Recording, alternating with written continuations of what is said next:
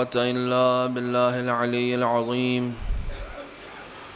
حسبنا الله ونعم الوكيل، نعم المولى ونعم النصير. أعوذ بالله السميع العليم من الشيطان اللعين الرجيم. بسم الله الرحمن الرحيم. الحمد لله الذي جازي كل صانع ورايش كل قانع وراحم كل ضارع ومنزل المنافع والكتاب الجامع بالنور الساطع، وهو للدعوات سامع وللكربات دافع وللدرجات رافع وللجبابرة قامع، فلا إله غيره ولا شيء يعدله، ليس كمثله شيء وهو السميع البصير اللطيف الخبير، وهو على كل شيء قدير. والصلاة والسلام والتحية والإكرام على السيد الأنام الذي سمي في السماء أحمد وفي الأرض أبي القاسم محمد، وعلى أهل بيته الطيبين الطاهرين المعصومين المظلومين الذين أذهب الله عنهم الرجس وطهرهم تطهيرا.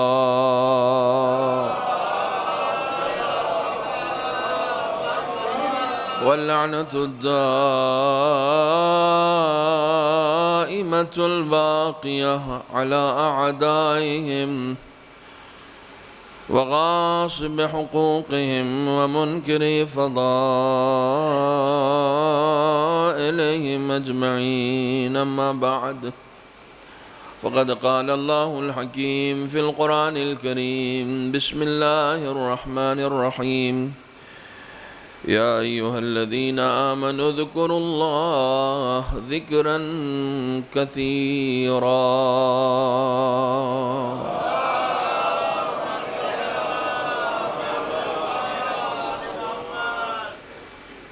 گزارش ہے ایک مرتبہ سورہ حمد اور 3 مرتبہ سورہ اخلاص کی تلاوت فرما کر مطلوب اختر ابن مظفر حسین کی روح کو اصال فرمانا.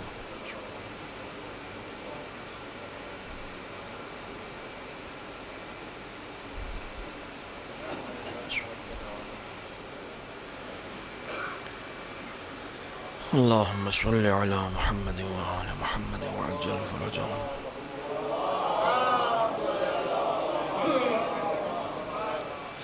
ایک مرتبہ سب مل کو صلوات پڑھیں محمد وعلى محمد.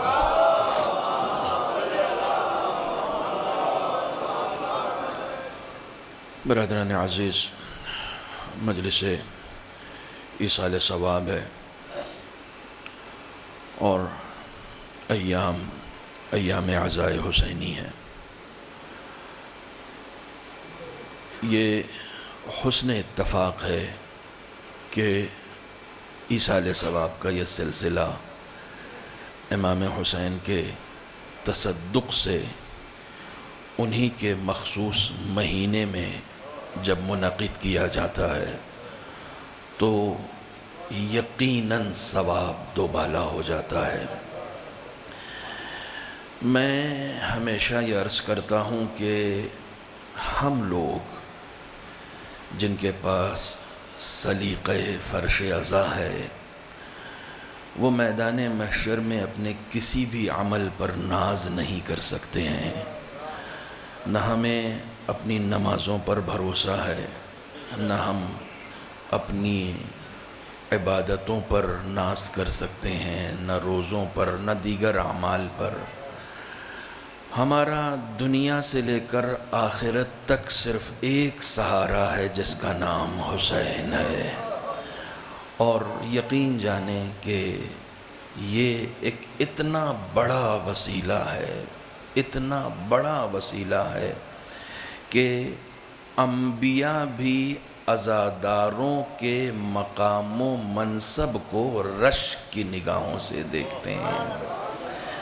جناب حبیب ابن مظاہر نے کسی عالم دین کے عالم مکاشفہ میں آ کر جب عالم دین نے ان سے سوال کیا کہ حسین کی راہ میں حسین کے ساتھ شہید ہو گئے، اتنا بڑا مرتبہ ملا کہ حسین کے دروازے بن کر حسین کی قبر کے پاس دفن ہو، کوئی اور بھی خواہش ہے تمہارے دل میں؟ کہا ہاں، ایک خواہش تھی کہ میں حسین کے بعد زندہ رہتا اور حسین کا عزادار بن کے فرش عزا پر بیٹھتا۔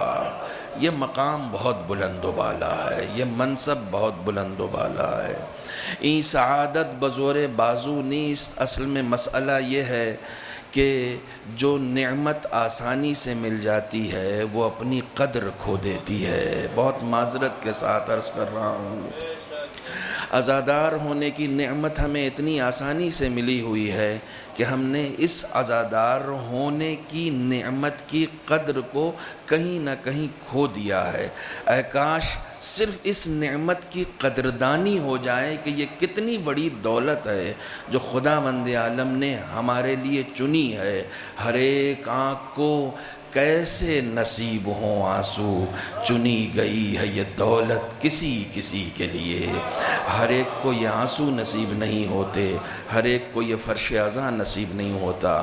آئیے دعا سے اپنی گفتگو کا آغاز کرتا ہوں۔ خدایا اس ماہ محرم اور اس ایام عزا میں جتنی عزاداری اب تک ہم نے کی ہے اور جتنے ایام باقی ہیں، پالنے والے گزشتہ عزاداری کو قبول فرما، بچی ہوئی زندگی میں ایسی عزاداری کرنے کی توفیق عنایت فرما جیسی عزاداری ہمارا امام ہم سے چاہتا ہے۔ ایک صلوات پڑھیں محمد و آل محمد۔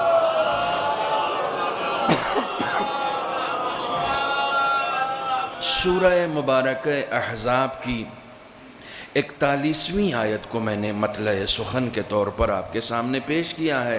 چند معروضات اسی طریقے سے آرام سے بیٹھ کر آپ کی خدمت میں گوش گزار کرنا ہے۔ ارشاد ہوتا ہے، اے صاحبان ایمان، اللہ کا ذکر کرو اور زیادہ سے زیادہ ذکر کرو۔ دیکھیے، ذکر ایک ایسا لفظ ہے کہ جو ہمارے یہاں صبح سے شام تک 10 مرتبہ استعمال ہوتا ہے۔ ہماری اپنی زبانوں پر یہ ذکر کا ذکر جو ہے وہ بار بار آتا ہے کہ کہیں تذکرہ حسین ہو رہا ہے تو ہم اسے بھی ذکر کہتے ہیں، نماز میں تسبیح پڑھ رہے ہیں تو ہم اسے بھی ذکر کرتے ہیں، قیام میں تلاوت کر رہے ہیں تو ہم اسے بھی ذکر کہتے ہیں۔ یہ سارے ذکر ہیں، لیکن ذکر کا ایک معنی یہ ہے کہ جس میں ضروری نہیں ہے کہ تمہیں زبان چلانے کی ضرورت پڑے، صرف تمہارے ذہن میں اگر خدا ہے تو خداوند عالم ایسے شخص کو بھی ذاکر شمار کرتا ہے۔ اس وقت اگر آپ سے پوچھا جائے کہ یہاں پر ذاکر کون ہے تو آپ کہیں گے کہ جو ممبر پہ بیٹھا ہوا ہے وہ ذاکر ہے، لیکن آپ قرآن سے پوچھیں گے کہ ذاکر کون ہے تو قرآن کی نگاہ میں صرف ممبر پہ بیٹھنے والا ذاکر نہیں ہے، بلکہ اس ذکر میں جتنے شریک ہیں ان کو بھی وہ ذاکر ہی شمار کرتا ہے، کیونکہ یہ ذکر کے لیے اپنے گھر سے نکلے ہیں۔ یہ ذکر چاہے سننا ہو چاہے ذکر کرنا ہو، دونوں کو قرآن نے ذاکر شمار کیا ہے۔ تو یہ ذاکر کہتے کسے ہیں؟ ذاکر قرآن مجید کی نگاہ میں وہ ہے کہ جو کسی بھی لمحہ یاد خدا سے غافل نہ ہو۔ توجہ فرمائیے گا، جو کسی بھی لمحہ یاد خدا سے غافل نہ ہو۔ یہ دنیا، کائنات، اس کا ذرہ ذرہ یاد خدا سے مملو ہے۔ ہم سورہ مبارک جمعہ پڑھتے ہیں، 2 دن پہلے ابھی آپ نے نماز جمعہ میں سورہ جمعہ پڑھا ہوگا۔ سورہ جمعہ کی پہلی آیت ہے، یسبح للہ ما فی السماوات وما فی الارض، جو کچھ زمین اور آسمان آسمان اور اس کے درمیان ہے، سب کے سب خدا کی تسبیح کر رہے ہیں۔ تم ہاتھ میں تسبیح لے کر خدا کا ذکر کر کے ناز کرتے ہو کہ ہم تسبیح کر رہے ہیں۔ قرآن کہتا ہے تم جس زمین پہ بیٹھے ہو تم سے پہلے وہ تسبیح کر رہی ہے، جس آسمان کے نیچے بیٹھے ہو تم سے پہلے وہ تسبیح کر رہا ہے۔ وہ تمہاری تسبیحوں کا محتاج نہیں ہے، کائنات کے ذرے ذرے اس کی تسبیح کر رہے ہیں۔ تسبیح کر کے تم خدا کو بڑا نہیں بناتے، اپنی بندگی میں بڑا منصب پاتے ہو کہ ہم تسبیح الہی کر رہے ہیں، ورنہ کائنات کے ذرے ذرے میں اس نے تسبیح کے گن رکھے ہیں۔ توجہ فرمائیے گا، یہ روایت مظفر نگر کے کسی ممبر پر میں پڑھ چکا ہوں۔ آیت اللہ دستغیب شیرازی کے استاد لکھتے ہیں کہ جب جناب موسیٰ پتھر توڑنے کا کام کر رہے تھے تو ایک بڑا سا پتھر انہوں نے توڑا، اس پتھر کے اندر ایک چھوٹا سا کیڑا نکلا، جہاں کہیں ہوا نہ جا پائے، غذا نہ جا پائے، سانس لیا نہ جا سکے، اس پتھر کے دل میں ایک کیڑا تھا۔ جناب موسیٰ اس کیڑے کو دیکھ کر حیران ہو گئے، کہنے لگے معبود اب اس پتھر کے درمیان اس کیڑے کو خلق کرنے کا مقصد کیا ہے؟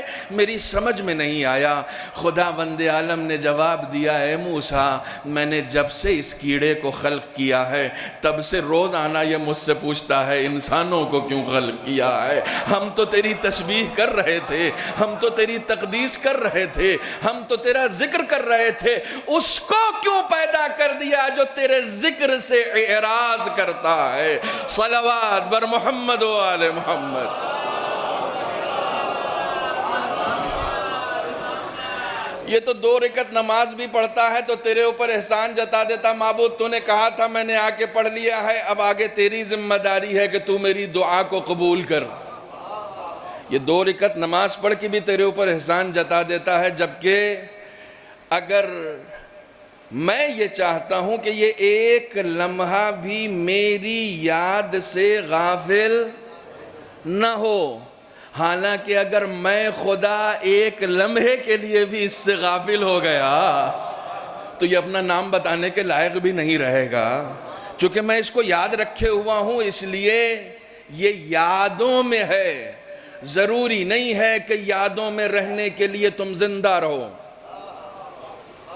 ورنہ یہ مجلس جن کی ہو رہی ہے وہ زندہ نہیں ہے مگر یادوں میں ہیں۔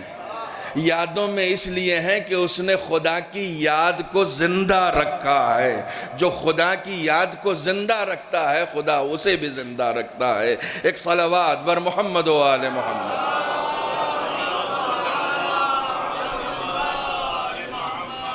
دیکھیے میں آرام سے مجلس پڑھتا ہوں، لیکن میری خواہش یہ ہوتی ہے کہ صلوات آپ زور سے پڑھیں۔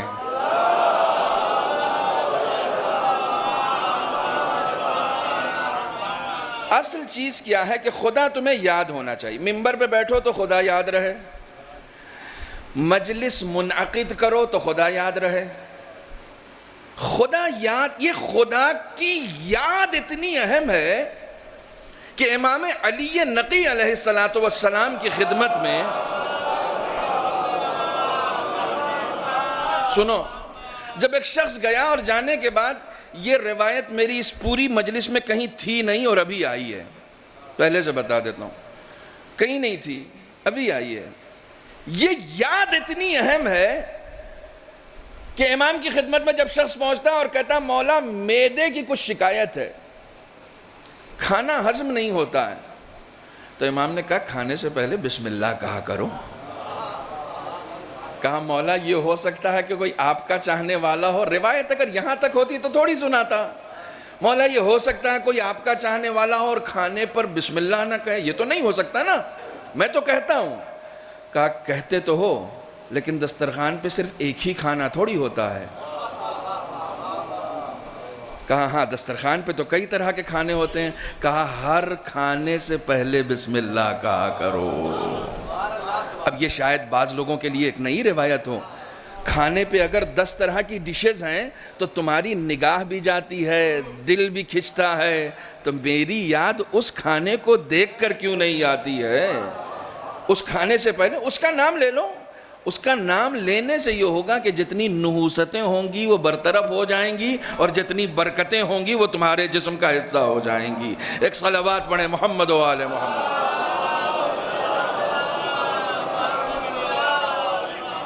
میرا ذکر کرو، میری بات کرو، مجھے یاد رکھو، ہر لمحہ مجھے یاد رکھو۔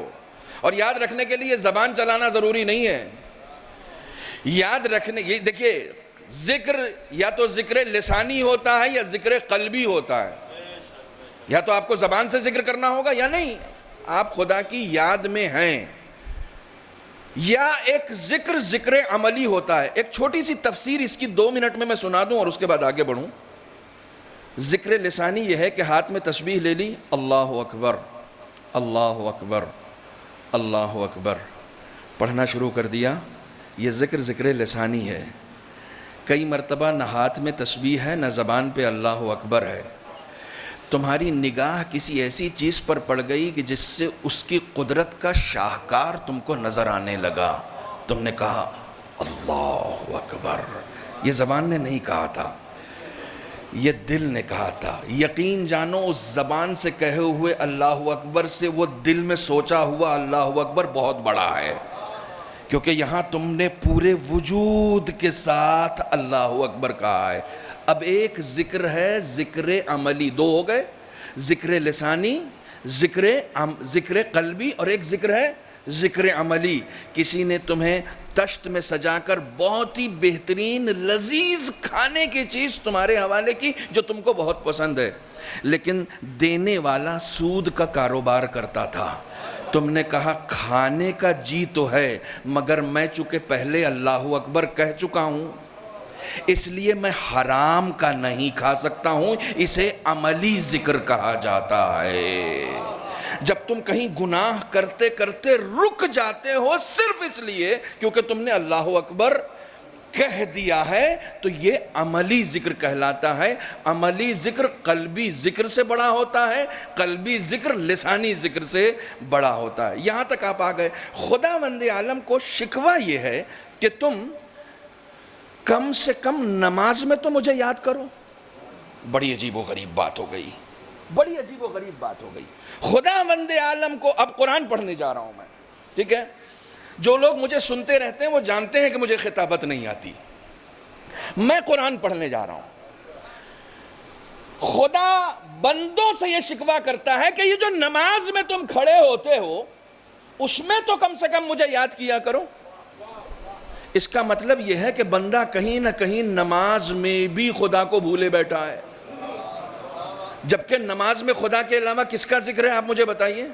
کسی کا ذکر ہے؟ نماز شروع کہاں سے ہوتی ہے؟ ابھی تھوڑی دیر میں شروع ہو جائے گی، ہے نا؟ وقت تو بہرحال ہو چکا ہے، وقت ہو چکا ہے۔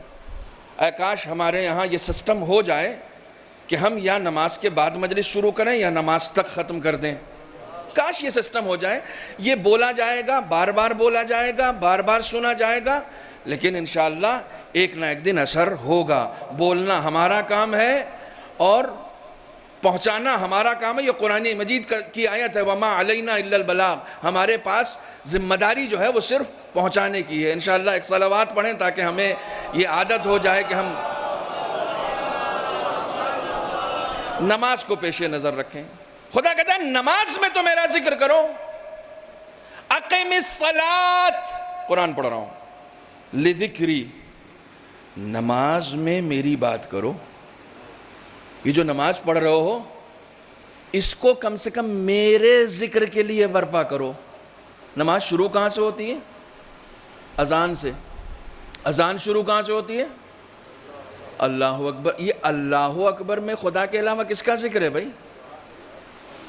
اشہد ان لا الہ الا اللہ میں خدا کے علاوہ کس کا ذکر ہے؟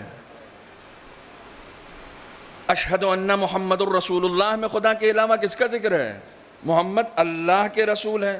تو پالنے والے یہ جتنے بھی اذکار ہیں اذان سے لے کر اقامت تک اور اقامت سے لے کے، میں نے تو نماز ہی شروع کی تھی، نماز پڑھتا ہوں 4 رکعت واجب قربتاً اللہ، تجھ سے قریب ہونے کے لیے تیرا ذکر ہے، تیرا ذکر ہے۔ پھر میں نے اللہ اکبر کہا، تیرا ذکر ہے۔ بسم اللہ الرحمن الرحیم، تیرا ذکر ہے۔ الحمدللہ رب العالمین، تیرا ذکر ہے، لیکن پھر بھی خدا ریکویسٹ کر رہا ہے کہ نہیں، نماز میں میرا ذکر کرو۔ اس کا مطلب یہ ہے کہ کہیں نہ کہیں تم ذکر لسانی تو کر رہے ہو، زبان سے تو میرا ذکر کر رہے ہو، لیکن دل تمہارا میری یاد سے غافل ہے۔ خدا بند عالم کو ایسی نماز بالکل بھی پسند نہیں ہے جس میں زبان پر خدا ہو، دل میں تمنائیں اور ہوں۔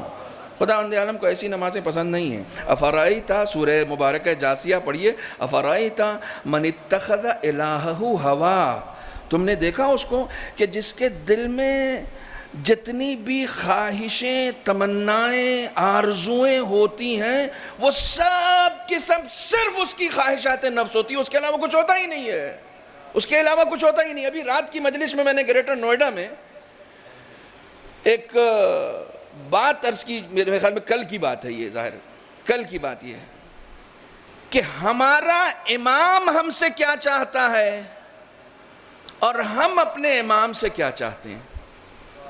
توجہ فرمائیے گا، ہمارا امام ہم سے کیا چاہتا ہے اور ہم اپنے امام سے کیا چاہتے ہیں۔ توجہ فرمائیے گا، حالانکہ یہ تھوڑا سا سوچنے کا موضوع تھا کہ جس میں سننے والوں کو تھوڑا سا وقت دیا جاتا کہ وہ سوچتے کہ واقعی ہم اپنے امام سے کیا چاہتے ہیں اور ہمارا امام ہم سے کیا چاہتا ہے۔ دیکھیے، اس پورے مسئلے کو میں ایک حدیث کے ساتھ انشاءاللہ حل کروں گا۔ آپ ایک صلوات پڑھیں محمد و آل محمد پر۔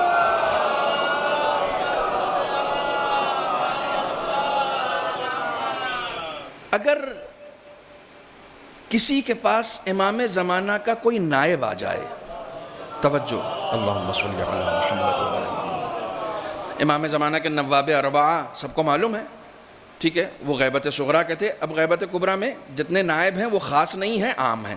کوئی نائب آ جائے اور آنے کے بعد کہے کہ بھئی امام زمانہ کے پاس سے آیا ہوں، کوئی خواہش ہے، کوئی آرزو ہے، کچھ چاہتے ہو تو بتاؤ۔ انصاف سے بتائیے، میں کیا بتاؤں گا؟ میرے پاس تو گھر نہیں ہے تو میں کہوں گا مجھے گھر چاہیے۔ کسی کے یہاں اولاد نہیں ہو رہی ہے، وہ کہے گا مولا سے کہنا اولاد ہو جائے۔ کسی کے ہاں کوئی بچہ بیمار ہے، وہ کہے گا مولا سے کہنا ذرا سا شفا دے دے۔ توجہ فرمائیے گا، توجہ فرمائیے گا۔ کوئی کہے گا مولا سے کہنا ذرا سا مجھے میرے بچے کو شفا دے دیں۔ ہمارا سسٹم یہ ہے، ہم اپنے امام سے یہ چاہتے ہیں۔ بہت توجہ رکھیے گا، بہت توجہ رکھیے گا، ہم اپنے امام سے یہ چاہتے ہیں، بیماروں کو شفا، نوکری، مکان، ترقی، رزق، یہی تو چاہتے ہیں نا۔ امام ہم سے کیا چاہتے ہیں؟ ہمارے امام جو پردہ غیب میں ہیں وہ ہم سے کیا چاہتے ہیں؟ دیکھیے، ایک بہت ظریف نکتہ عرض کرنے جا رہا ہوں، چلیے اس کو تھوڑا سا اور میں طولانی کرتا ہوں۔ امام کا ظہور ہوگا تو وہ کیا کریں گے؟ جب ان کا ظہور ہوگا تو وہ کیا کریں گے؟ ایک بچے کو بھی کھڑا کر کے آپ پوچھئے گا کہ بیٹا جب امام کا ظہور ہوگا تو وہ امام کیا کریں گے؟ تو وہ کہے گا دنیا کو عدل و انصاف سے بھر دیں گے، ظلم و جور کا خاتمہ کر دیں گے۔ یہی تو کریں گے نا امام۔ اس میں آپ ڈھونڈیے گا کہ ذکر کہاں ہے۔ امام کا جب ظہور ہوگا تو امام اس دنیا کو عدل و انصاف سے بھریں گے، ظلم و جور کا خاتمہ کریں گے۔ تو کیا اس بات کے لیے جو لوگ امام کے منتظر ہیں وہ ظہور کا انتظار کریں گے کہ جب ان کا ظہور ہوگا تبھی ظلم و جور کا خاتمہ ہوگا، تبھی یہ دنیا عدل و انصاف سے بھرے گی؟ دنیا کا عدل و انصاف سے بھرا جانا، دنیا سے ظلم و جور کا خاتمہ ہونا امام کے ظاہری ظہور پر موقوف ہے۔ کاش میرا یہ لفظ پہنچ جائے، امام کے ظاہری ظہور پر موقوف ہے۔ لیکن ہر انسان کا دو وجود ہے، ایک ظاہری وجود اور ایک باطنی وجود۔ توجہ فرمائیے کہ جیسے ذکر ایک ظاہری ہے اور ایک باطنی ہے، ہر انسان کا دو وجود ہے، ایک ظاہری وجود اور ایک باطنی وجود۔ امام کا بھی ایک ظاہری وجود ہے کہ جس کا ظہور ہوگا اور ظہور ہونے کے بعد ان ساری چیزوں کا خاتمہ ہوگا، عدل و انصاف کو برپا کیا جائے گا۔ تو امام کا ایک باطنی وجود بھی تو ہے جس کے لیے آپ میں سے ہر ایک یہ عقیدہ رکھتا ہے کہ وہ مجلسوں میں آتے ہیں۔ یہ عقیدہ رکھتا ہے یا نہیں رکھتا ہے کہ امام دکھائی نہیں دے رہے ہیں، نظر نہیں آ رہے ہیں، لیکن ان کا ایک باطنی وجود ہے۔ اور وہ وجود ہمارے درمیان ہے. تو کیا مطلب جو امام کی ظاہر ہونے کے بعد کی خواہش ہے وہ باطن رہنے کے ساتھ ساتھ وہ خواہش ان کی دل میں ہے یا نہیں ہے؟ آپ کہیں گے بالکل ہے. جب ان کی ابھی بھی وہی خواہش ہے تو امام کا ظہور، دیکھیے اسی جملے سے میں اپنی گفتگو کو آگے بڑھاؤں گا، امام کا ظہور زمین پر بعد میں ہوگا. امام کیا باطنی وجود کا ظہور میرے وجود پر ہوا ہے یا نہیں ہوا ہے؟ امام کے باطنی وجود کا ظہور میری ذات پر ہوا ہے یا نہیں ہوا ہے؟ جس دن امام کے معنوی وجود کا ظہور میرے وجود پر ہو جائے گا پھر میں ایسا بن جاؤں گا جیسا میرا امام مجھ سے چاہتا ہے. چاہتا کیا ہے؟ مولا امیر المؤمنین علی بن ابی طالب علیہ السلام ارشاد فرماتے ہیں لیسا امری و امرکم واحدا، میرا امر اور تمہارا امر ایک نہیں ہے. نہج البلاغہ پڑھ رہا ہوں. میرا امر اور تمہارا امر ایک نہیں ہے. میری خواہش اور تمہاری خواہش ایک نہیں ہے. میری منزل اور تمہاری منزل ایک نہیں ہے. میرا ٹارگٹ اور تمہارا ٹارگٹ ایک نہیں ہے. مولا کیوں ایک نہیں ہے؟ انی اریدکم للہ، جو سوال میں نے کیا تھا کہ میں امام سے کیا چاہتا ہوں اور امام مجھ سے کیا چاہتے ہیں. انی اریدکم للہ، میں تم کو خدا کے لیے چاہتا ہوں. وانتم تریدنی لانفسکم، اور تم مجھے اپنے لیے چاہتے ہو. معاف کیجئے گا، تم مجھے اپنے لیے چاہتے ہو، تم مجھے اپنی ذات کے لیے چاہتے ہو. میں تم کو ہاتھ پکڑ کے خدا تک لے جانا چاہتا ہوں اور تم کہتے ہو پہلے میرا کام کیجئے، پہلے مجھے اس مشکل سے نکالیے، پہلے یہ جو میں ابھی کاروبار میں پھنسا ہوا ہوں اس میں مجھے ترقی دلائیے. میرا وہ بچہ جسے بچپنے میں آپ نے شفا دی تھی اب وہ بڑا ہو گیا، اس کو نوکری دلائیے.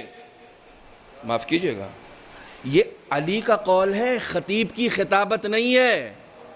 میں نہج البلاغہ کا خطبہ آپ کو سنا رہا ہوں. مولائے کائنات فرماتے ہیں کہ میں تم کو خدا کے لیے بلاتا ہوں اور تم مجھے اپنے لیے بلاتے ہو. میں تم کو خدا کے لیے چاہتا ہوں، تم مجھے اپنی ذات کے لیے چاہتے ہو. میرا اور تمہارا معاملہ ایک نہیں ہے.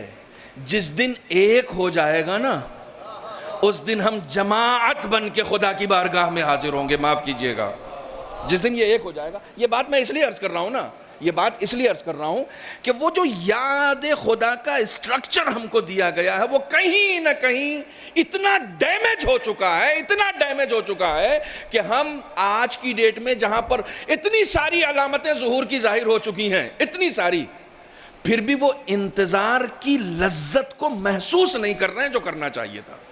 معاف کیجئے گا، وہ انتظار کی لذت ابھی محسوس نہیں ہو رہی. آیت اللہ توکل نے اس بار 15 شعبان کی تقریر میں مسجد جمکران میں، آیت اللہ توکل کوئی چھوٹی موٹی شخصیت نہیں ہے. ویڈیو اردو میں بھی موجود ہے ان کی اس وقت یوٹیوب پر اور سوشل سائٹس پر. 15 شعبان، اسی بار کے 15 شعبان میں مسجد جمکران میں مخصوص شب کی محفل میں یہ کہا کہ جس نے بھی امام کے ظہور کا وقت معین کیا وہ جھوٹا ہے. یہاں تک تو آپ نے سنا ہے. امام کے ظہور کا وقت معین کرنے والا جھوٹا ہے. لیکن اب یہ ان کا قول نقل کر رہا ہوں، لیکن انشاءاللہ کی قید کے ساتھ، انشاءاللہ کی قید کے ساتھ، اور ایک بار پھر انشاءاللہ کی قید کے ساتھ ہم سب امام کا ظہور دیکھنے والے ہیں.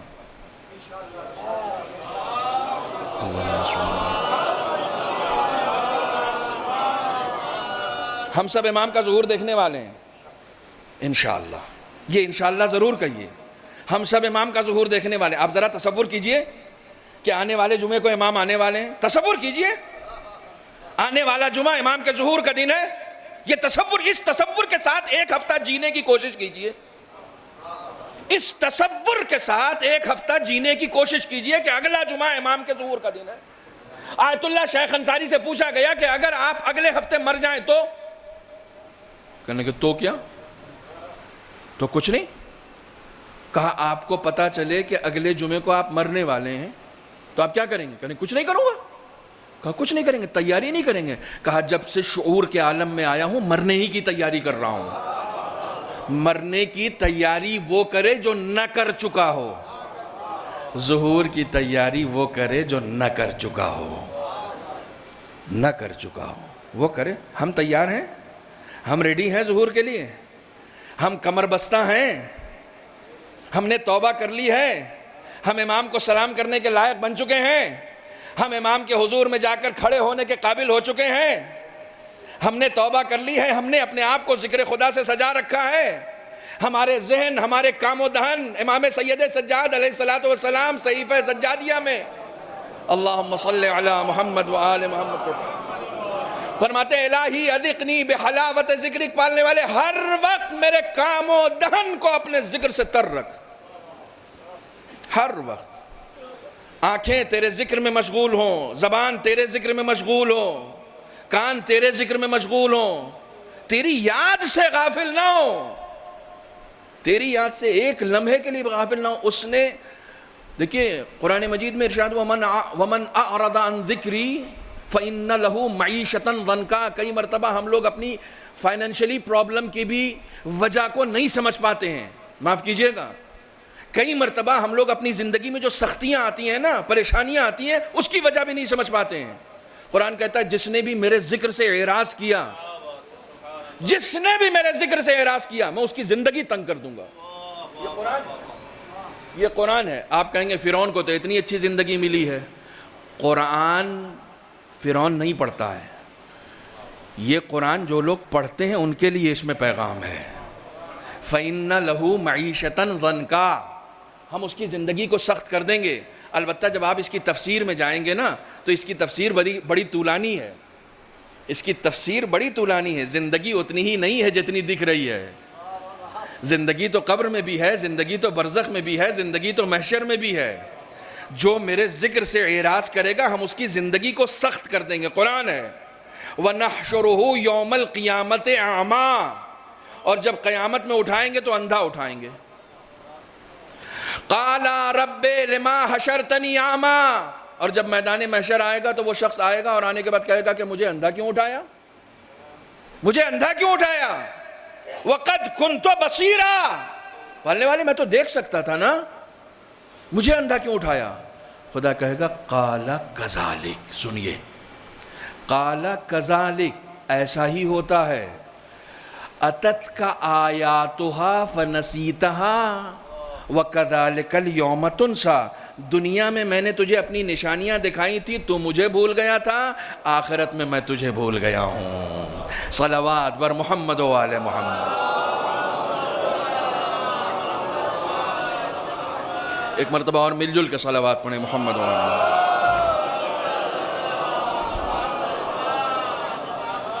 دنیا میں نے تجھے اپنی نشانیاں دکھائی تھی, تو بھول گیا تھا, اور آخرت میں تجھے بھول گیا ہوں. خدا کو کسی ایک لمحہ اپنی یاد سے غافل مت کرو, ایک لمحہ بھی. تم سانس لے رہے ہو, تم سانس اس لیے لے رہے ہو کیونکہ اس کا کرم ہے. تم دیکھ رہے ہو, میں ہمیشہ کہتا ہوں یہ جو آیت الکرسی ہے نا کہ جس کے پڑھنے کا بے پناہ ثواب ہے, اے کاش ہمارے ہاں چلن ہو جائے کہ بچپنے میں جب آیت الکرسی یا دعائیں یا آیات یا قرآن مجید کے سورے سکھائے جائیں تو ان کو ترجمے اور تفسیر کے ساتھ سکھایا جائے, تاکہ روح معانی کے ساتھ یہ آیات ہمارے وجود میں اتر جائیں. توجہ فرمائیے گا. یہ آیت الکرسی جس کے لیے کہا جاتا ہے ایک بار ایک شخص پڑھ کے نکل جائے تو اس کے گرد حصار بن جاتی ہے. یہ آیت الکرسی ایک ایسی دیوار بن جاتی ہے کہ جس کو کوئی بھی توڑ نہیں سکتا ہے, کوئی بھی توڑ. جب تک روایت ہے آیت الکرسی گھر سے پڑھ کر نکلنے والا جب تک گھر واپس نہیں آ جاتا یہ آیت الکرسی اس کی حفاظت کرتی ہے. تو کیسے حفاظت کرتی ہے کیا؟ یہ کون سی آیت ہے جو حفاظت کر رہی ہے؟ قرآن مجید میں ایک آیت ہے, اتنی اسٹرانگ آیت ہے. اس آیت کے اوپر کبھی آپ نے غور کیا؟ اس آیت کے مطالب کے اوپر آپ نے کبھی غور کیا کہ اس آیت میں کہا کیا گیا ہے, کیا بات کی گئی ہے؟ ایک آیت الکرسی. دیکھیے آیت الکرسی بھی ہم لوگوں کے یہاں ایک دو آیتیں اور اس میں بڑھا دیتے ہیں. آیات الکرسی بقول مولانا کہ ان کو آیات الکرسی بنا دیا جاتا ہے، دراصل ہے آیت الکرسی ایک ہی آیت الکرسی ہے، اللہ لا الہ الا هو الحی القیوم سے لے کر هو العلی العظیم تک، یہ آیت الکرسی ہے۔ اس کے بعد 2 آیتوں کا پڑھنا مستحب ہے، سنت ہے، ٹھیک ہے، یہ امام کا ارشاد ہے کہ اس کے بعد 2 آیتوں کو پڑھا کرو، لیکن اصل آیت الکرسی یہی ہے، وَهُوَ الْعَلِيُّ الْعَظِيمُ تک۔ توجہ فرمائیے گا، میں اپنے مزاج سے کبھی پھرتا نہیں ہوں، میں اپنے مزاج ہی کے مطابق پڑھتا ہوں، ٹھیک ہے۔ یہ آیت الکرسی ہے، اللہ لفظ اللہ سے شروع ہو رہا ہے اور عظیم پہ ختم ہو رہا ہے، ٹھیک ہے نا۔ اس آیت الکرسی میں خداوند عالم کی 12 صفات کا ذکر ہے، ایک آیت میں 12 صفات کا ذکر ہے، لا الہ الا ہو۔ اگر میں ابھی یہاں پر کسی نوجوان سے پوچھوں کہ الہ کے معنی کیا ہے تو وہ کہے گا معبود، لا الہ یعنی کوئی خدا نہیں ہے، کوئی معبود نہیں ہے الا اللہ، سوائے اللہ کے۔ آپ جائیے گا، میری ذمہ داری ہے، لغت اٹھا کے دیکھیے گا، الہ کے معنی معبود کے نہیں ہوتے، الہ کے معنی ہوتے ہیں کوئی ایسی شے جس کے اندر کشش پائی جائے، جو اپنی طرف کھینچ سکے، الہ اس کو کہتے ہیں جو اپنی طرف کھینچ سکے، پرکشش ہے۔ قرآن کہہ رہا ہے خدا کے علاوہ کسی میں قوت نہیں ہے جو تمہیں اپنی طرف کھینچ سکے، کتنے مردہ ضمیر لوگ ہوں گے جنہیں مال تو کھینچ لیتا ہے، خدا نہیں کھینچ پاتا ہے۔ کتنے مردہ ضمیر لوگ ہوں گے جنہیں شہرت تو کھینچ لیتی ہے، خدا نہیں کھینچ پاتا ہے۔ کتنے مردہ ضمیر لوگ ہوں گے جنہیں بے دینی تو کھینچ لیتی ہے، خدا نہیں کھینچ پاتا ہے۔ خدا کہہ رہا ہے میرے علاوہ کسی کے اندر وہ جاذبیت نہیں ہے۔ مجروح سلطان پوری بڑا عظیم شاعر تھا، اس نے بڑا خوبصورت شعر کہا ہے، دیکھیں یہ بھی توحید پرستی کے لیے بڑا اچھا شعر ہے۔ کہتے ہیں یہ بھی تو ایک دلیل ہے اس کے وجود کی، یہ بھی تو ایک دلیل ہے اس کے وجود کی، نذیر بھائی یہ بھی تو ایک دلیل ہے اس کے وجود کی، جب تک اسے نہ مانیے دل مانتا نہیں۔ تو یہ جو دل کھنچ رہا ہے نا، یہ دل یوں ہی نہیں کھنچ رہا، یہ کشش اس نے رکھی ہے، جب تک اسے نہ مانیے دل مانتا نہیں۔ آپ کا دل نہیں مانے گا؟ بہت کم لوگ ہوں گے جو خدا کو نہ مانیں گے، خدا کو مانیں گے چاہے جس شکل میں مانیں، چونکہ دل کھنچ رہا ہے نا اس طرف۔ توجہ فرمائیے گا، میں جلدی آگے بڑھ رہا ہوں۔ کسی کے اندر کشش نہیں ہے، وہی حی ہے، وہی قیوم ہے۔ تم اگر حی ہو تو اس کی بدولت ہو، یہ حیات اس نے اپنے کارخانے میں سے تم کو دی ہوئی ہے، وہ نہ چاہتا تو نہ دیتا۔ وہ قیوم ہے، جس کو چاہے گا قیوم بنائے گا، اسی قیوم سے قائم آیا ہے۔ چونکہ وہ قیوم ہے لہٰذا اس نے اپنے نمائندے کو قائم بنایا ہوا ہے۔ وہ قیوم ہے اور نمائندہ قائم ہے، قیوم قائم، حی القیوم لا تأخذہ سنۃ ولا نوم، اسے نہ اونگ آتی ہے نہ نیند آتی ہے، ہم کو کہیں آئے نہیں آئے فرش عزا پہ ضرور آتی ہے، آنی بھی چاہیے۔ جی سنیے، کسی مولوی نے آپ کو نہیں بتایا ہوگا کہ فرش عزا پہ نیند آنی چاہیے۔ گھر میں آپس میں 4 لوگ بات کرتے ہیں، کبھی نیند آتی ہے؟ نہیں آتی نا۔ یہاں کیوں آتی؟ گرمی بھی ہے، پنکھا بھی نہیں ہے، اے سی بھی نہیں ہے، شور بھی ہو رہا پھر بھی آ رہی۔ کبھی غور کیا کیوں آتی ہے؟ میاں جہاں جنت کی ہوا آتی ہے نیند بھی وہیں آتی ہے، جہنم میں نیند نہیں آتی ہے۔ جی یہ فیکٹ ہے، نیند وہیں آتی، چونکہ سکون ملتا ہے نا، یہاں سکون ملتا ہے اس لیے نیند آتی ہے۔ چھٹے امام کے پاس ایک شخص گیا، مولا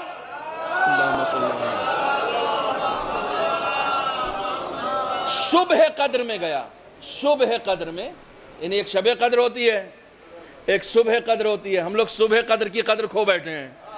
قدر کا دن بھی بڑا اہم ہوتا ہے بھائی، جس کی رات اہم ہے تو دن کیوں نہیں اہم ہوگا؟ تو دن بھی اہم ہوتا ہے۔ شب قدر کی صبح گیا، مولا گڑبڑ ہو گئی، کہنے کیا ہوا؟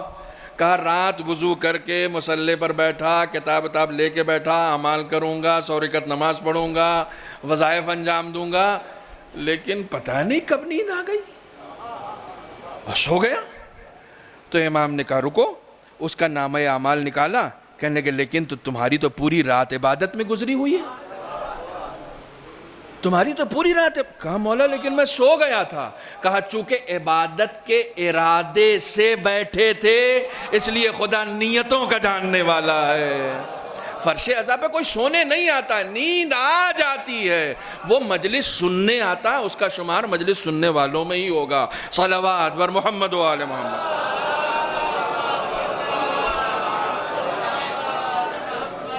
ایک اور صلوات پڑھیں محمد و آل محمد۔ اب ہمارے بزرگوں کو یہ ڈر ہو جائے گا کہ کہیں لوگ سونے ہی کے لیے نہ آئیں۔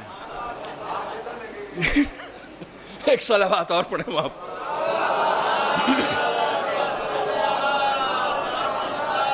میں نے اسی لیے روایت سنا دی ہے کہ خدا نیتوں کا جاننے والا ہے۔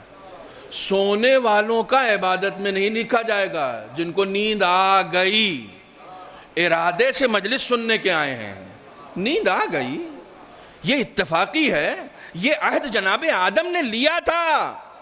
جس وقت جناب آدم کو خدا نے پیدا کیا ہے اور شیطان کو درگاہ سے نکالا ہے، اس وقت یہ بھی برنامے میں نہیں تھا، یہ روایت بھی نہیں تھی، نکالا جا رہا ہے شیطان کو۔ جناب آدم نے کہا خدایا مجھے ڈر ہے میری اولاد کے لیے۔ کہا کیسا ڈر؟ کہا یہ جتنی چیزیں تجھ سے مانگ رہا تھا تو دیتا جا رہا تھا شیطان کے بارے میں۔ اس نے عمر مانگی تو نے دے دیا، بہکانے کی قوت مانگی تو نے دے دیا، اولاد مانگی تو نے دے دیا، تسلط مانگا تو نے دے دیا، صورتوں کو بدلنا مانگا تو نے دے دیا، جو کچھ مانگ رہا ہے تو دیا جا رہا۔ میری اولاد کے لیے کیا؟ دیکھو جہاں شیطان اپنے لیے مانگ رہا تھا وہاں ہمارا باپ ہمارے لیے بھی مانگ رہا تھا، ہے نا؟ ہمارے لیے کیا؟ کہا تم بھی مانگو۔ اے کیا بات ہے، خدا نے کہا تم بھی مانگو۔ تو جناب آدم نے کہا میں مانگوں گا تو اپنی بے بذاتی سے مانگوں گا، تو عطا کرے گا تو اپنے کرم سے کرے گا، تو میں خود کیوں مانگوں، تو اپنے کرم سے عطا کر۔ دیکھو ہمیشہ دینے والے پر چھوڑا کرو، خود مانگو گے تو محدود مانگو گے، لامحدود کے ہاتھ میں دے دو گے تو وہ لامحدود عطا کرے گا۔ کہا پالنے والے میں کیا مانگوں، تو خود سے دے، میں مانگوں گا تو محدود ہوگا، تو دے گا تو وہ لامحدود ہوگا، چونکہ تیرا کرم عام ہے۔ کہا ٹھیک ہے میں بھی دیتا ہوں، جب تک تم یا تمہاری اولاد کسی خیر کا ارادہ کرے چاہے اسے انجام نہ دے۔ ادھر خیر کا ارادہ کیا، میں اس کو ایک ثواب تو فوراً دے دوں گا کہ نیت کر رہا ہے، اچھی نیت ہے، میں اس کو دے دوں گا۔ لیکن اگر کسی نے شر کا ارادہ کیا تو جب تک اسے انجام نہ دے لے میں اسے عذاب نہیں دینے والا ہوں۔ اس سے بڑا کوئی کرم ہو سکتا ہے؟ اس سے بڑا کوئی کرم ہو سکتا ہے کہ ہم نے صرف ارادہ کیا ہے؟ خدا کی قسم بہت سارے ایسے لوگ ہیں جو اس وقت گھروں میں بیٹھے ہوئے ہیں، مجلس میں نہیں آ سکے، کسی پریشانی کی بنیاد پر، کسی مجبوری کی بنیاد پر، کچھ لوگ چل نہیں سکتے تھے، کسی کے ساتھ اور کوئی پرابلم تھی، کچھ لوگ دور سے آنا چاہ رہے تھے، گاڑی نہیں ملی، لیکن وہ مجلس میں شریک ہیں، کیونکہ جناب آدم نے پہلے ہی ایگریمنٹ کرا لیا تھا کہ اگر کوئی صدق نیت سے عمل خیر کا ارادہ کرے گا تو خداوند عالم اسے ثواب عطا کر دے گا۔ ایک صلوات پڑھیں محمد و آل محمد۔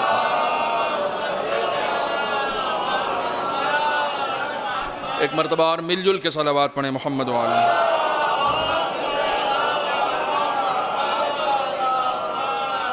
امری و امرکم واحد، لیس امری و امرکم واحدہ، میرا امر اور تمہارا امر ایک نہیں ہے۔ انی اریدکم للہ وانتم تریدونی لانفسکم، میں تم کو خدا کے لیے چاہتا ہوں اور تم مجھے اپنے لیے چاہتے ہو۔ اب آئیے آگے بڑھتے ہیں، جلدی جلدی ختم کرنا ہے، تقریباً وقت ہو چلا ہے۔ لا تأخذہ سنۃ ولا نوم، اسے نیند نہیں آتی، نہ صرف یہ کہ نیند نہیں آتی، اونگ بھی نہیں آتی۔ دیکھو انسان کا سونا اس کی مجبوری ہے، تم یہ جو سو کے سمجھتے ہو کہ ہم نے آرام کر لیا، یہ تمہاری مجبوری ہے۔ یا ایھا الناس انتم الفقراء الی اللہ واللہ ھو الغنی الحمید، اے لوگو تم خدا کی طرف فقیر ہو، محتاج محض ہو۔ غنی یہ مطلق صرف خدا کی ذات ہے۔ تم جو یہ سو کے سمجھتے ہو کہ تم نے کمال کیا ہے، یہ تمہاری مجبوری ہے۔ نہیں سو گے تو مر جاؤ گے، تم سونے کے لیے مجبور ہو، یہ تمہاری محدودیت ہے۔ انسان سونے سے بھی سبق لے لے کہ بھئی یہ سونا میری مجبوری ہے۔ جو مجبور نہیں ہوتا اسے نیند نہیں آتی، نہ اسے اونگ آتی ہے۔ ہم چونکہ مجبور ہیں اس لیے ہمیں نیند آتی ہے، اس لیے ہمیں اونگ آتی ہے، کیونکہ میرے جسم کو آرام ضروری ہے، میری یہ مجبوری ہے۔ اچھا کوئی کہے کہ نہیں میں تو نہیں سوتا، تو پھر تم جاگ کے دکھا دو۔ کتنے بڑے ترم خواہ ہو، 2 دن سے زیادہ نہیں جاگ سکتے، 3 دن جاگ لو گے۔ کسی نے ریکارڈ بنانے کی کوشش کی تھی، 3 دن کے بعد پاگل ہو گیا تھا۔ کیوں؟ مجبوری ہے تمہاری۔ اچھا ایک صاحب نے کہا کہ چلیے ہم نہیں سوئیں گے، ایک صاحب نے کہا کہ ہم جاگتے رہیں گے یا سوتے رہیں گے، معاف کیجئے گا، ہم سوتے رہیں گے، جاگیں گے ہی نہیں۔ جی نہیں، جاگنا بھی آپ کی مجبوری ہے۔ آپ کی مرضی تھوڑی ہے کہ آپ سونا چاہیں تو سوتے رہیں۔ یہ کہانیوں میں جو نیندیں مشہور ہیں، یہ کہانیاں ہیں، حقیقت نہیں ہے کہ وہ سو رہے تھے تو سو رہے تھے۔ صرف ایک کہانی ہے جس کو قرآن نے بتایا ہے، توجہ فرمائیے گا۔ ایک حقیقت ہے جسے قرآن نے بتایا ہے، اور وہ بھی بتاؤں گا کہ وہ کیسے ہے۔ کوئی سونا چاہے صرف تو سو نہیں سکتا، کوئی جاگنا چاہے تو صرف جاگ نہیں سکتا، کیونکہ مجبوری ہے، اس کو سونا بھی پڑے گا، جاگنا بھی پڑے گا۔ ایک انسان میکسیمم کتنی دیر سو سکتا ہے بھائی؟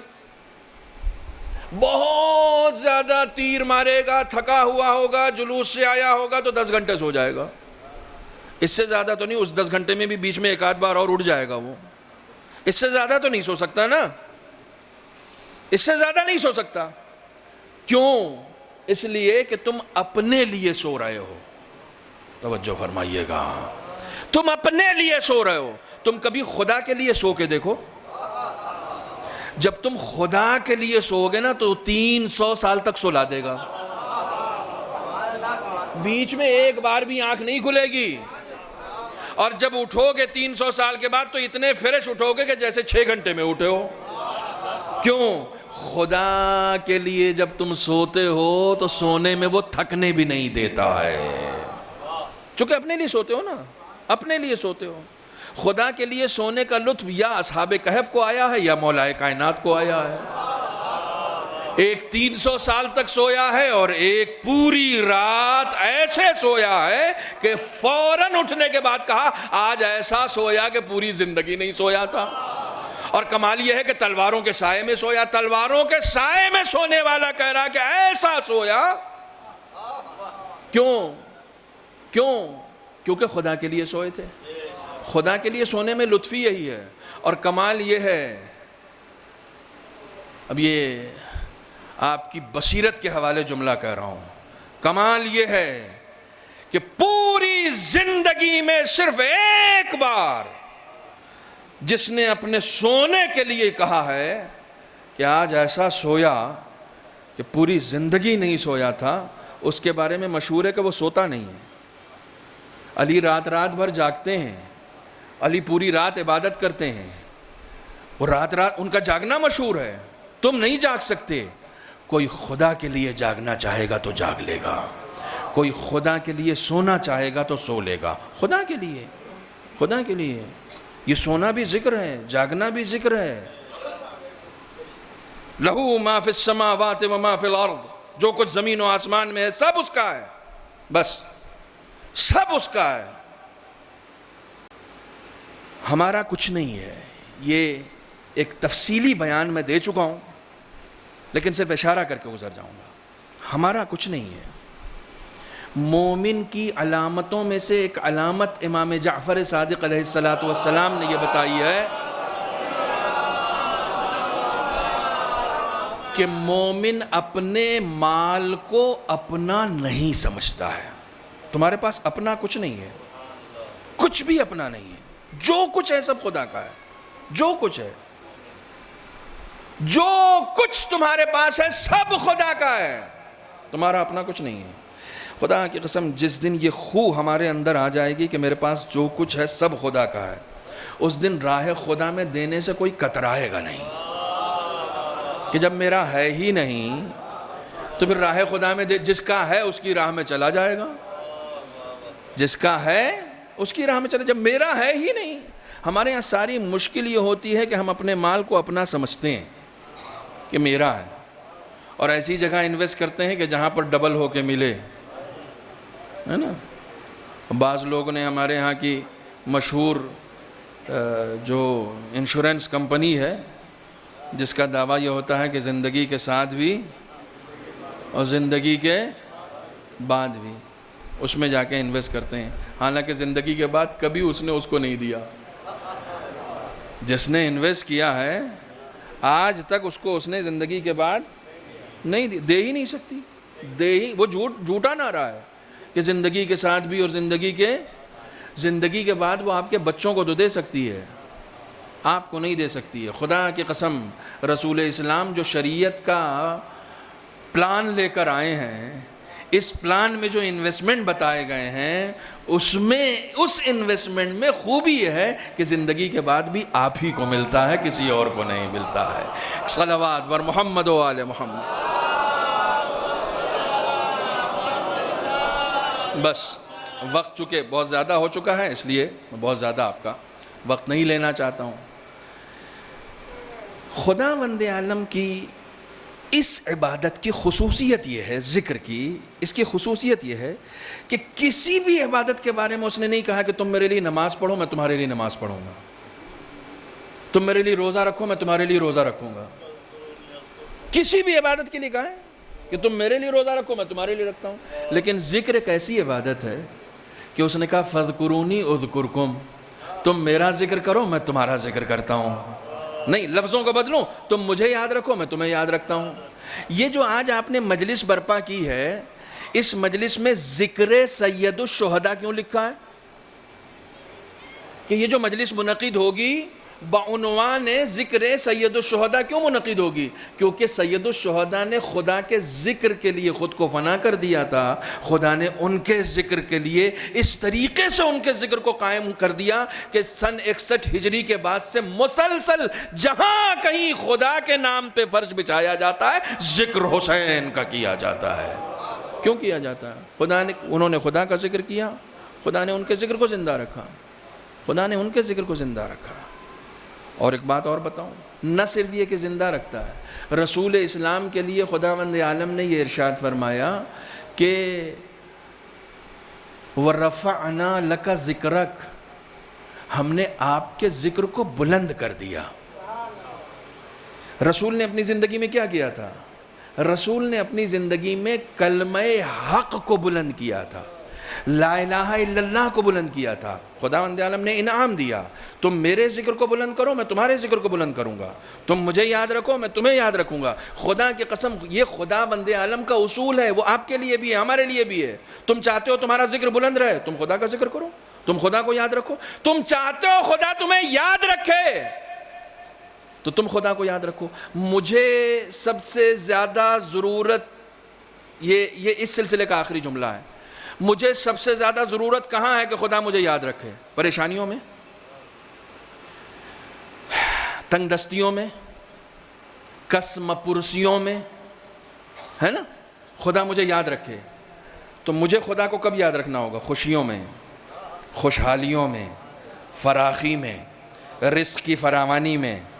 تم اپنی خوشی میں مجھے یاد رکھو, میں تمہارے غم میں تم کو یاد رکھوں گا. اصول ہے زندگی کا. تم مجھے یاد رکھو میں تمہیں یاد رکھوں گا. ذکر ایک ایسی عبادت ہے کہ جس کے لیے خداوند عالم نے کہا کہ جو میرا ذکر کرے گا میں اس کا ذکر کروں گا, جو میرے ذکر کو بلند کرے گا میں اس کے ذکر کو بلند کروں گا. یہ ہو ہی نہیں سکتا کہ کوئی میرا ذکر کرے اور میں اس کا ذکر نہ کروں. اللہ اکبر, اللہ اکبر. 1400 سال ہو گئے نہ جانے کتنے فتووں کے طوفان آئے، اور آج کل خاص طور سے مصائب سے پہلے یہ آخری گزارش کر رہا ہوں، آج کل باہر سے فتوے نہیں آ رہے ہیں، آج کل منبر سے نکتے آ رہے ہیں۔ پہلے عزاداری کو ڈیمیج کرنے کے لیے باہر سے فتوے آتے تھے، آج کل عزاداری کو ڈیمیج کرنے کے لیے منبروں سے نکتے آ رہے ہیں۔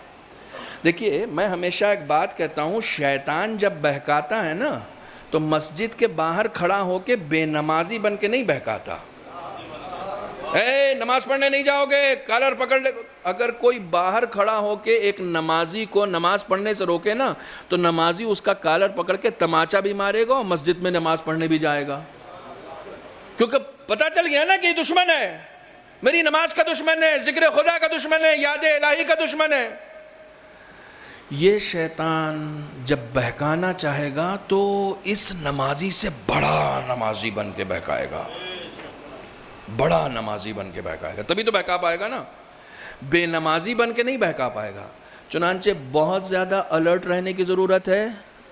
یہ مظفر نگر بڑی مردم خیز بستی ہے، بڑا مردم خیز شہر ہے، خاص طور پر میں عرض کر رہا ہوں، یہ حدیث میری طرف سے تحفہ ہے آپ کے لیے جو سنا رہا ہوں امام جواد کی۔ فرماتے ہیں اللہم صلی علی محمد وآل محمد وعجل فرجہ، سن لیجئے، تھوڑی سی زحمت ہوگی، سن لیجئے۔ من اصغى الى ناطق فقد عبدہ، جس نے کسی بولنے والے کو غور سے سنا اس نے اس کی عبادت کی۔ امام جواد کی حدیث ہے۔ یہ بھی بتا دوں، اصغا سننے کے لیے تو سماعت کی لفظ استعمال ہوتی ہے قبلہ، اسمع، تین لفظ ہیں، سمع، استماع اور اصغا، تینوں کا فرق سن لیجئے۔ سمع، یہاں آپ مجلس سننے بیٹھے ہوئے ہیں نا، ایک آدمی باہر راستے سے گزر رہا ہے، اس کے کان میں اس مائک کی آواز آ گئی، اس کو کہتے ہیں سمع، سننا نہیں چاہ رہا تھا، آواز آ گئی۔ آپ بس میں بیٹھ کے جا رہے ہیں، گانا چل رہا ہے، آپ سننا نہیں چاہ رہے ہیں، کان میں آواز آ گئی، اس کو کیا کہتے ہیں؟ سمع۔ لیکن آپ گھر سے نکل کے آئے کہ مولانا مجلس پڑھنے جا رہے ہیں اور ان کو سنا جائے، اس کو کیا کہتے ہیں؟ استماع۔ اس کو کہتے ہیں نہیں، معاف کیجئے گا، یہ مثال اصغا کے لیے زیادہ بہتر ہے۔ استماع کسے کہتے ہیں؟ آپ اپنے گھر کے اندر ہیں اور باہر سے کچھ لڑنے کی آواز آ گئی، شور شرابے کی آواز آ گئی، اور رکو، کان لگا کے سن رہے ہیں کہ دیکھیں کون کون لڑ رہا ہے، اسے کہتے ہیں استماع، کان لگا کے سننا، ٹھیک ہے نا؟ امام نے نہ سماع کی لفظ استعمال کی ہے نہ استماع کی لفظ استعمال کی ہے۔ اصغا، الف صاد غین الف، اس کا مطلب معلوم ہے کیا ہے؟ کسی کو جان و دل کے ساتھ سننا، صرف دھیان لگا کے نہیں، جان و دل نہیں، لفظ بدلوں، کسی کو عقیدت کے ساتھ سننا، اس سے اچھا لفظ نہیں ہو سکتا ترجمے کے لیے اصغا کے۔ امام فرماتے ہیں من اصغا الی ناطقین، جس نے کسی کو عقیدت کے ساتھ سنا اس نے اس کی پیروی کی۔ فَإِنْ كَانَ النَّاطِقُ عَنِ اللَّهِ فَعَبَدَ اللَّهِ، اگر بولنے والا خدا کی بات کر رہا ہے تو اس نے خدا کی عبادت کی۔ وَإِنْ كَانَ النَّاطِقُ يَنْطِقُ عَنْ لِسَانِ إِبْلِيسِ فَقَدْ عَبَدَ إِبْلِيسِ، اگر بولنے والا ابلیس کی زبان بول رہا ہے تو سننے والے بھی ابلیس کی ہی پیروی کر رہے ہیں۔ توجہ فرمانے، اب ہمارے ممبر محفوظ نہیں ہیں، معاف کیجئے گا، امامے، ابا، قبا، ٹوپی، شیروانی، کسی چیز سے متاثر مت ہوئیے گا، کسی چیز سے متاثر مت ہوئیے گا۔ نامدار عباس کو بھی بٹھائیے گا تو تھوڑا سا پوچھ لیجئے گا کس مدرسے میں پڑھے ہوئے ہیں، کیا پڑھتے ہیں۔ اصل میں مسئلہ اب یہ بھی نہیں رہا کہ کس مدرسے میں پڑھے ہوئے ہیں، اب یہ بھی مسئلہ نہیں رہا ہے، جن پہ تکیہ تھا وہی پتے ہوا دینے لگے، بڑی مشکل ہو گئی ہے۔ اس منبر پہ یہ کہا جانے لگے کہ امام سید سجاد نے معاذ اللہ بیعت کر لی تھی یزید کی، تو آپ برداشت کر لیں گے، لیکن کہا گیا اس منبر پہ یہ کہا جانے لگے کہ صاحب مراجے کی تصویر لے کے جانا جلوس میں، جلوس کو نجس کرنے کے برابر ہے، آپ برداشت کر لیں گے، لیکن کہا گیا۔ اس منبر پہ یہ کہا جانے لگے کہ یہ حسینیت زندہ باد کے نعرے مت لگایا کرو، آپ برداشت کریں گے، لیکن کہا گیا۔ اس منبر پہ یہ کہا جانے لگے کہ یزیدیت مرد آباد کے نعرے مت لگایا کرو، تو آپ برداشت کریں گے؟ لیکن کہا گیا جو سن رہا ہے وہ اسی کے ساتھ محشور ہوگا جس نے کہا ہے۔ الحمدللہ ہمارے ہندوستان میں تو ابھی اتنی بصیرت پائی جاتی ہے کہ یہاں کے کسی منبر پہ تو کسی کی اتنی ہمت نہیں ہے۔ جواب بہت سارے دیے جا چکے ہیں، بہت سارے جواب دیے جا چکے ہیں۔ مراجع کی تصویر جلوسوں کو نجس کر دیتی ہے، اور ان صاحب کی تصویر خود پوسٹر میں چھپی ہے، وہ پاک ہے۔ یعنی اتنا شعور تو ہونا چاہیے نا آدمی کے اندر کہ تمہاری تصویر جو مجلس کے پوسٹر میں چھپ گئی وہ تو ہے پاک، اور مرجع تقلید کی فوٹو اگر جلوس میں چل رہی ہے تو اس سے وہ جلوس نجس ہو گیا۔ مسئلہ کیا ہے؟ مسئلہ یہ ہے کہ آج جو یزیدیت کو ایک خطرہ لاحق ہے نا، وہ اسی زندہ حسینی پیروکاروں سے خطرہ لاحق ہے، لہٰذا یہ کبھی نہیں چاہیں گے کہ یہ حسینیت کے زندہ پیروکاروں کا نام ان مجلسوں میں لیا جائے، کبھی نہیں چاہیں گے۔ ایک یلغار ہے، ایک ہجوم ہے، ایک ہنگامہ ہے دوستو، بہت زیادہ الرٹ ہو کے مجلس سننے کی ضرورت ہے، بہت زیادہ الرٹ رہنے کی ضرورت ہے۔ ظہور کا زمانہ بہت قریب ہے، اپنے آپ کو تیار رکھیں، اپنے آپ کو آمادہ رکھیں، بالکل تیار رکھیں۔ کچھ پتہ نہیں ہے کب فرزند زہرا سامنے آ جائے، کچھ پتہ نہیں ہے، اور فرزند زہرا آئے گا تو آپ ہی میں سے اس کو کوئی حبیب چاہیے ہوگا، آپ ہی میں سے اس کو کوئی بریر چاہیے ہوگا، آپ ہی میں سے اس کو مسلم ابن اوسجہ چاہیے ہوں گے۔ نامدار عباس دل پہ ہاتھ رکھ کے کہو کہ بریر حمدانی بننے کی کتنی مرتبہ تم نے کوشش کی ہے؟ نامدار عباس اپنے دل پہ ہاتھ رکھ کے کوشش، ایک بار بتاؤ نا، ممبر پہ تم بیٹھتے ہو تو اپنے آپ کو اپنی دھاک جمانے کے لیے کہ تم سے اچھا کوئی خطیب نہیں ہے، لیکن تم امام حسین کے صحابی بننے کے لیے تمہارے پاس جبکہ آئیڈیالوجی موجود تھی، کربلا موجود تھی، تم نے کتنی مرتبہ کوشش کی کہ خود کو بریر بناؤ، خود کو عابس ابن شبیب شاکری بناؤ، خود کو حبیب ابن مظاہر بناؤ، خود کو جون بنا لو، چھوڑو جون بنا لو۔ جون تو جنگجو بھی نہیں تھا، ایک حسین کے عزادار کی آپ بھی جانتے ہیں اور مجھ سے بھی بتایا گیا، کچھ لوگ مصائب کی شان ہوا کرتے ہیں، حسین کا نام آتا نہیں ہے کہ آنکھوں سے آنسو جاری ہو جاتے ہیں، ان کے لیے مصائب پڑھنے کی ضرورت نہیں ہوتی۔ آپ یقین جانیں، روایت سناؤں امام رضا کی، فرماتے ہیں یا ابن الشبیب ان بکیت علی الحسین حتی تصیر دموعک علی خدیک غفر اللہ لک کل دم صغیرا کان او کبیرا قلیلا کان او کثیرا۔ اے ابن شبیب، میرے جد کا نام سننے کے بعد اگر تم نے گریہ کیا اس طریقے سے کہ آنسو رخسار تک آ گئے تو خدا تمہارے تمام گناہوں کو معاف کر دے گا، تمام گناہوں کو معاف کر دے گا۔ جون تو جنگجو بھی نہیں تھا نا، جون تو خدمتیں انجام دیتا تھا، جھاڑو دینا، سامان لانا، صفائی کا کام کرنا، یہ خدمت انجام دیتا تھا۔ جناب ابوذر کا غلام تھا۔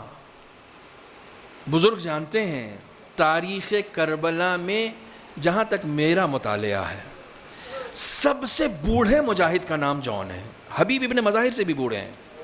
حبیب ابن مظاہر کے لیے کہا جاتا تھا کہ ان کی پلکیں جھک گئی تھیں، رومال باندھ کر اٹھاتے تھے، ان سے بھی عمر میں بڑے ہیں جناب جون، ان سے بھی بڑے ہیں۔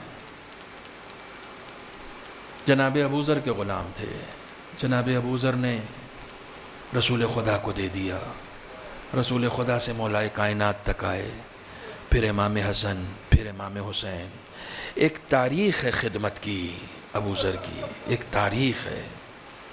کیا خوبی تقدیر ہے ابوذر کی، ابوذر کے اس غلام کی، جون کی، کیا تقدیر ہے۔ کوئی انسان کتنی اچھی تقدیر لے کر پیدا ہو سکتا ہے کہ رسول کی بھی خدمت کرے، علی کی بھی خدمت کرے، امام حسن کی بھی خدمت کرے اور امام حسین کی بھی خدمت کرے۔ صبح عاشور امام حسین اس بوڑھے غلام کے کاندھے پر ہاتھ رکھ کے کہتے ہیں، ابوذر تم نے بڑی خدمت کی ہماری، نانا سے لے کر اماں فاطمہ اور پھر مجھ تک بہت خدمتیں کی ہیں. اب جاؤ اور جا کر اپنی زندگی جیو، اب تم آزاد ہو. اللہ اکبر، کیا خدمت کا جذبہ ہے اس شخص میں. گردن جھکا لیتا ہے اور کہتا ہے آقا یہ پوری زندگی آپ کے خانوادے کی خدمت میں صرف ہوئی ہے، آخر کے بچے ہوئے چند دن کو مجھے اپنے آپ سے الگ کیوں کر رہے ہیں؟ یہ آخر کے بچے ہوئے چند دن ہیں ہمارے پاس، اس میں مجھے الگ کیوں کر رہے ہیں آپ؟ یقیناً میرا رنگ سیاہ ہے، میرے جسم سے بو آتی ہے، حبش کا رہنے والا ہے. شاید آپ نہیں چاہتے، کیسا جذباتی جملہ کہا ہے جان نے، شاید آپ نہیں چاہتے کہ آپ کے پاکیزہ خون کے ساتھ میرا یہ سیاہ خون شامل ہو جائے، اس لیے آپ الگ کر رہے ہیں، اس لیے اس وقت آپ مجھے جدا کر رہے ہیں.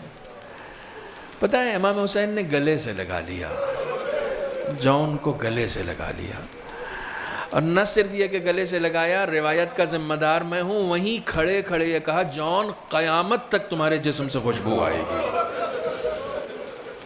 جاؤ، تم اپنے سیاہ رنگ کی بات کرتے ہو، خدا تمہارے چہرے کو نورانی بنائے. روایت کہتی ہے، مقاتل نے لکھا ہے کہ جب امام حسین نے جیسے ہی یہ دعا دی ہے نا، اور وہاں سے جب جان چلے ہیں، جان نے قدم طے کیا ہے، روایت کہتی ہے جس جس جگہ سے جان گزر جاتے تھے وہ راستہ خوشبوؤں سے معطر ہو جاتا تھا. جس جگہ سے جان گزر جاتے تھے وہ خوشبوؤں سے راستہ معطر ہو جاتا تھا. ایسی خوشبو آتی تھی، ایسی خوشبو آتی تھی. اور جب یہی جان اپنا آخری سلام حسین کی خدمت میں پیش کرتے ہیں تو امام حسین سرہانے پہنچتے ہیں. اب دیکھیے، اب صرف حسین کا کرم دیکھیے، اب صرف کرم دیکھیے. آقا یہ سارا مجمع صرف آپ کے کرم کے سہارے یہاں بیٹھا ہوا ہے. اب صرف حسین کا کرم دیکھیے کہ ایک مرتبہ جان کے سر کو اٹھایا، اپنے زانوں پہ رکھا امام حسین نے. سب کو یہ خوبی تقدیر نہیں ملی ہے، کربلا کے اتنے شہید ہیں، سب کو امام حسین کا زانو نہیں ملا ہے. یہ جان ہیں کہ جن کی خوبی تقدیر ہے. اس عالم میں زخم کھانے کے بعد جان پوچھتے ہیں آقا مجھ سے کوئی غلطی ہو گئی؟ امام حسین کہتے ہیں کیوں غلطی کیوں ہوگی؟ کہا آقا عرب میں کوئی آقا اپنے غلام کے سر کو زانوں پہ نہیں رکھتا،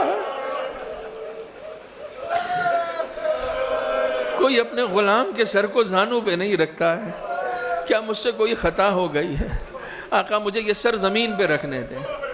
نہیں چاہتے تھے، نہیں چاہتے تھے. اللہ اکبر، یہ حسین کا کرم ہے. لیکن اب امام حسین کا کرم ایک قدم اور آگے بڑھا ہے، ایک قدم اور آگے بڑھا ہے.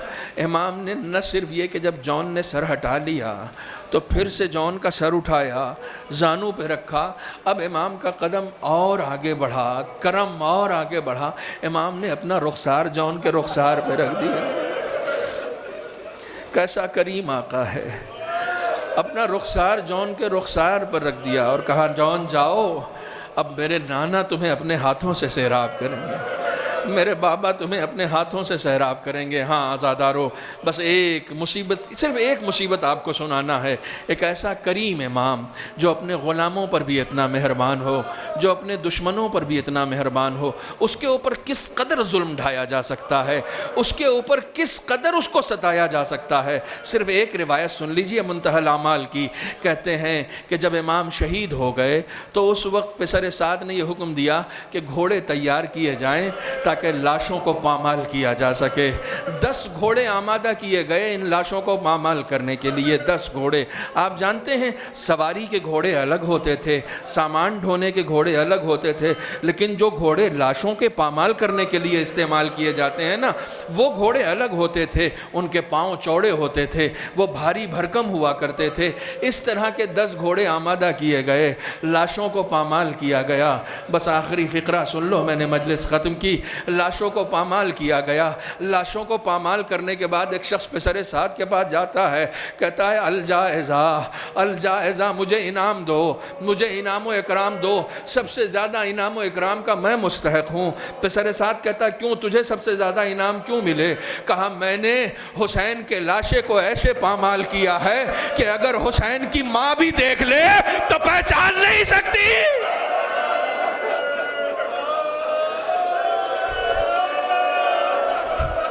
میں نے حسین کے لاشے ایسے پامال کیا ہے کہ حسین کی ماں بھی دیکھ لے تو پہچان نہیں سکتی۔ ہاں زادارو، ارے 11 مہر نہیں، سچ کہا تھا اس نے، یہ بات اس نے جھوٹ نہیں کہی تھی، سچ کہی تھی۔ 11 محرم کو جب یہ لٹا ہوا قافلہ جا رہا ہے نا، زینب جب اپنے بھائی کے سرہانے سے گزری ہے تو دیکھ کے کیا کہتی ہے؟ انت اخی، کیا تو ہی میرا بھائی؟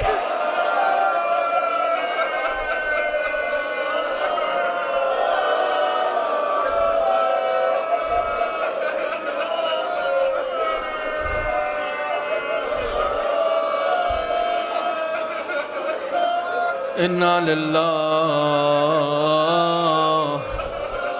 وَإِنَّا إِلَيْهِ رَاجِعُونَ وَسَيَعْلَمُ الَّذِينَ ظَلَمُوا أَيَّ مُنْقَلِبٍ يَنْقَلِبُونَ۔ بسم اللہ الرحمن الرحیم۔ اللہم کل ولیک الحجت ابن الحسن صلواتك عليه وعلى آبائه في هذه الساعة وفي كل ساعة وليا وحافظا وقائدا وناصرا ودليلا وعينا حتى تسكنه أرضك طوعا وتمتعه فيها طويلا۔ خدایا بحق محمد وآل محمد ہماری اس مختصر سی عبادت کو قبول فرما۔ خدایا بحق محمد وآل محمد ہمارے تمام گناہان کبیرہ و صغیرہ کو معاف فرما۔ خدایا بحق محمد وآل محمد ہماری لوح تقدیر میں عمر کا جتنا حصہ بچا ہے اس میں عمل صالح کی توفیق عنایت فرما۔ خدایا بحق محمد وآل محمد مقروضین کے قرض کو ادا فرما، بیماروں کو شفا عنایت فرما، پالنے والے جو حج و زیارات کے مشتاق ہیں انہیں حج و زیارات سے مشرف فرما۔ بار الہ بحق محمد وآل محمد جہاں جہاں مظلومین ہیں ان کی نصرت و مدد فرما، بالخصوص فلسطینیوں کی مدد فرما، پالنے والے تمام ظالمین بالخصوص امریکہ اور اسرائیل کو نیست و نابود فرما۔ خدایا بحق محمد وآل محمد تمام خدمت گزاران دین، علماء کرام، مراجع عظام، بالخصوص آیت اللہ خامنئی، آیت اللہ سیستانی کو طول عمر عطا فرما۔ خدایا اس مجلس کا ثواب 14 معصومین کے وسیلے سے مرحوم مطلوب اختر کی روح کو ایصال فرما۔ خدایا بحق محمد وآل محمد منتقم خون حسینی سلطان دما حضرت امام عصر کے ظہور میں تعجیل فرما، ہم سب کو ان کے اعوان و انصار میں شمار فرما۔ ربنا تقبل منا انک انت السمیع العلیم۔ گزارش ہے ایک مرتبہ سورہ حمد اور 3 مرتبہ سورہ اخلاص کی، مرحوم مغفور مطلوب اختر ابن مظفر حسین کی روح کو ایسا